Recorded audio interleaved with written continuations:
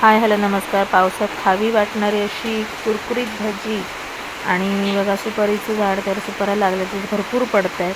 पण या देवाच्या ठिकाणीच का वापरा, सुपारीच का वापरली जाते बघा. माडाचं झाड आहे, त्याची जी पानं आहेत ती का झोपडीसाठी वापरली जातात, जे जळण आहे त्यासाठी वापरली जातात, किंवा नारळच का गौरी गणपतीला वापरला जातो. प्लीज याचं एक्सप्लेनेशन द्या. सुपारी जी झाडं आहेत ती माझ्या सासरे भावाने लावलेली आहे.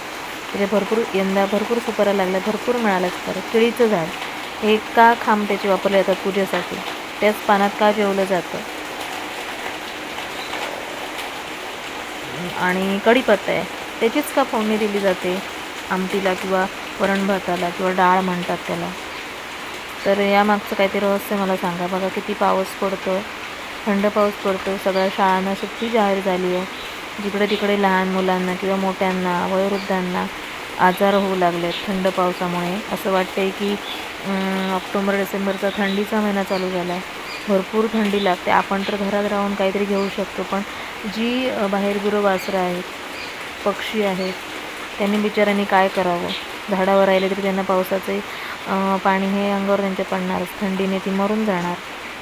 अशा बिचाऱ्यांना देवाने त्या सुखी ठेवू देत आणि या पावसाला लवकर जाऊ देत, अशी मी स्वामीचरणी प्रार्थना करते. कंटाळा आला आहे पावसाचा खूप, म्हणजे एवढा की अतिवृष्टी झाली आहे.